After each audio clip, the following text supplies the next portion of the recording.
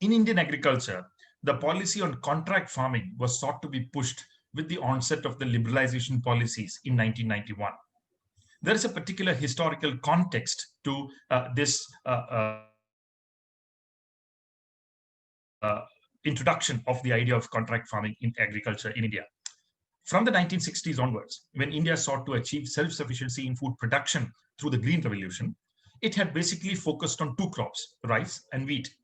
And it was thought that through a technological package of the Green Revolution, combined with public institutional support structures like price policy, subsidy policy, credit policy, marketing policy, research policy, extension policy, etc., you can achieve self-sufficiency in food production.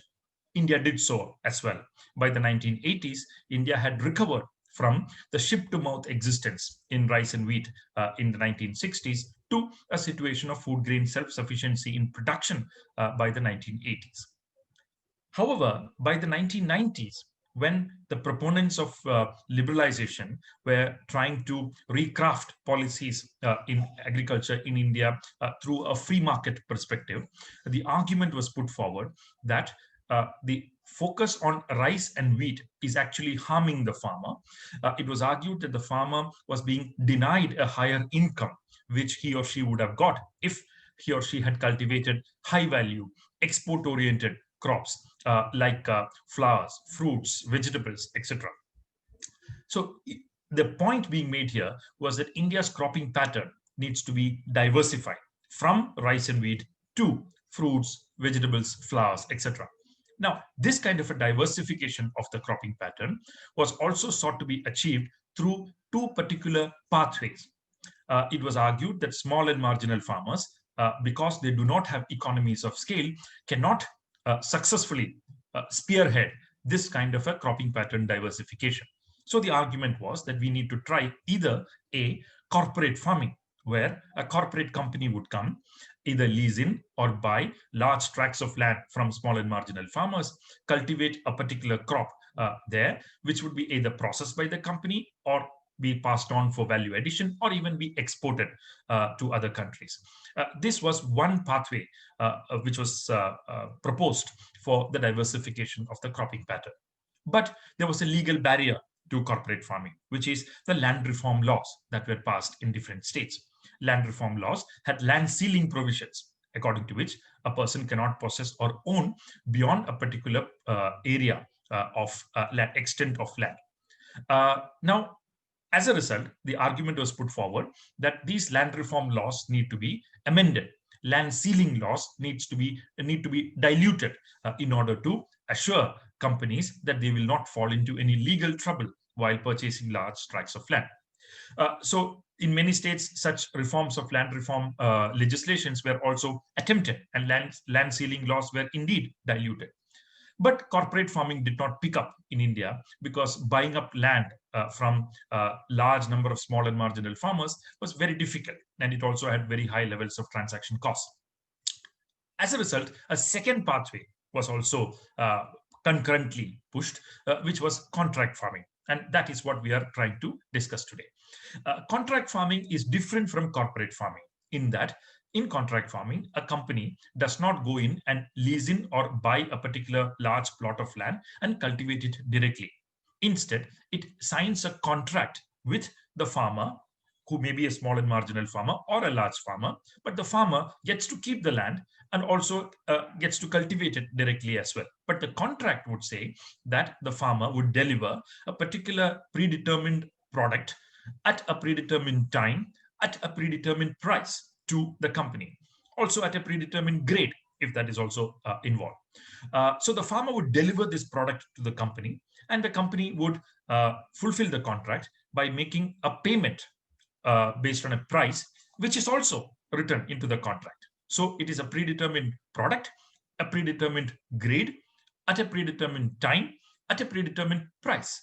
So all these are written into the contract, which the farmer would benefit from in one important way. And that is indeed the positive of contract farming everywhere. And that's why some farmers actually do voluntarily get into contract farming, which is that of price security.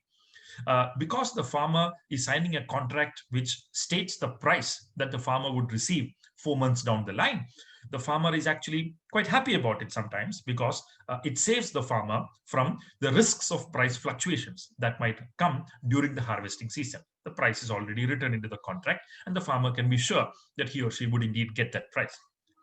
Now, this is the positive side of contract farming, and this is the reason why many farmers actually get into contract farming agreements with companies.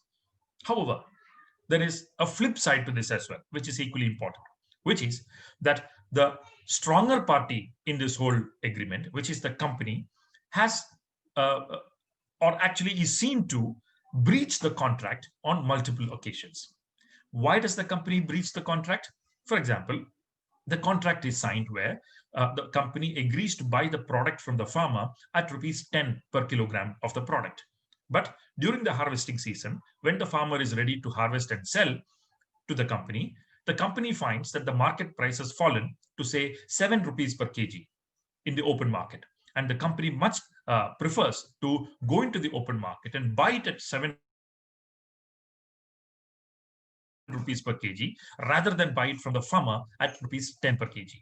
This means that the farmer suffers a huge loss when the company breaches this contract this way. One can argue that the farmer can go in for legal redress, but courts are always difficult spaces for bargaining for the weaker party involved. And in this case, the weaker party is the farmer. So the farmer always loses such cases because the company would always be able to prove that the contract involved transfer of the product at a particular quality or grade, but the farmer's product did not meet those standards of quality, and hence we had to reject the produce.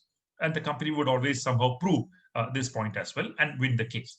So farmers always end up on the losing side in such agreements. This is the reason why you need, in the law itself, some kind of disincentives to ensure that the companies do not breach the contracts. And the good design of a contract should always ensure that the stronger party is forced to meet the contract and the weaker party is protected. In other words, in all contract farming arrangements, the weaker party, and in this case, the farmer, and the farmer's interest should be held supreme. So the question to ask is the contract farming legislation that the government has introduced, is it a legislation that keeps the farmer's interest supreme or not? The answer is no. And that is the primary problem with this law. As has been pointed out by many, the government points out that this is a law to regulate contract farming. Unfortunately, this happens to be a law in reality which promotes contract farming. It is not regulatory, but it is actually promotional. And that is the real problem with this legislation. This legislation is actually supposed to be enacted in states because agriculture is a state subject, number one. Number two, states have a much better idea of the realities of agriculture in each state, the vulnerabilities of each farmer group, the market situation with respect to each and every crop. And as a result, it's always desirable that these laws, such laws, are passed in the state legislatures. And it is also true that about 18 to 20 states have already passed state level legislations allowing for contract farming. And about 14 states have even issued rules to guide this whole process of contract farming agreements and their operation. But you still see that contract farming has not caught up in many places because the farmer is finding it adequately safe to actually enter into contract farming agreements in a large way. The legislations that have been passed do not adequately protect the farmer. The central legislation also suffers from a similar problem. The farmer's interest, again, is not adequately protected. Now, how do you tackle this problem? There are multiple ways that have been suggested. I'm not going to suggest one way for the whole country, but in many cases, the local panchayat, where the panchayat system is strong enough, can be asked to sign each contract as a third party. This, for example, is successfully practiced in Kerala, where what is called as the Kudumbashri women self-help groups enter into contracts with landowners to cultivate small plots of land, and the local panchayat or the local Kudumbashri office signs the agreement as a third party. So any breach of the contract would also be a breach of the contract against the local government. and that would disincentivize the company to unnecessarily breach the contract unless the reason is indeed genuine. This is one way in which a good legislation can be looked at. But this is not the only way. Another way, that's how contract farming has been tried out in many other countries, like, for example, Thailand, which is an excellent example. There, they do not encourage individual contracts between farmers and the company. They actually encourage group contracts, whereby where a group is involved, the bargaining power of that group will actually be much higher than when it is with an individual farmer. So such group contracts are also tried out and promoted in many countries, if at all contract farming needs to be followed. So this is one set of problems that you have with contract farming. There is a third set of issues involved, which the legislation does not adequately consider.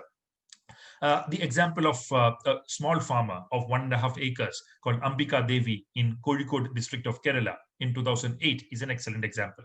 She signed a contract with a company based in Hyderabad called Nandan Biomatrix, where the agreement was to supply what is called as Safed Musli, a particular crop grown in Kerala, to the company at a particular price. But when the harvest time came, the company refused to buy Ambika Devi's product for some particular reason that they had to cite at that time. Ambika Devi went to a very interesting institution, which is the Consumer Redressal Forum, according to the Consumer Protection Act of 1986. She filed a complaint in the court saying this company has not paid me a good amount, what they promised. So the Consumer Redressal Forum passed a law in favor of Ambika Devi, but the company challenged it in the court. The case went right up to the Supreme Court. And in March 2020, the Supreme Court gave the ruling that the argument of Nandan Biomatrix, that it is a commercial contract between two parties, and hence it cannot be argued out under the Consumer Disputes Act of 1986, is not valid. Because Ambika Devi is a weaker party in the agreement, she should be considered a consumer under the Consumer Disputes Act of 1986, and the company should pay a compensation as ruled by the Consumer Redressal Forum. So this is a very interesting example that we have.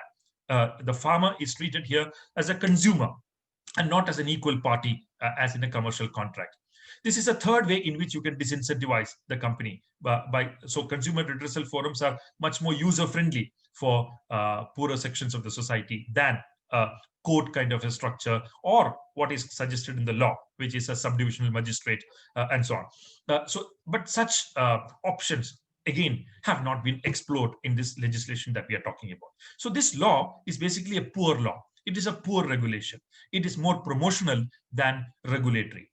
There are one or two small issues more with this whole contract farming framework, which needs to be emphasized. In many cases, contract farming agreements in other countries have also been seen to be endangering local food security considerations, because you change the whole cropping pattern into an export-oriented crop, and which would be replacing food crops which used to be cultivated there earlier. So local food security is endangered. Is there anything in the law to contain for such changes in cropping pattern? No. Sometimes contract farming agreements lead to unsustainable forms of intensive monoculture, which can be environmentally unsustainable. Is there anything that the local governments can do to prevent such changes in cropping pattern? Again, no. Contract farming agreements also have historically been seen to displace labor because of very high levels of mechanization. It can lead to unemployment, and it will need special solutions in local areas to address questions of unemployment that may come up with mechanization and attendant labor displacement.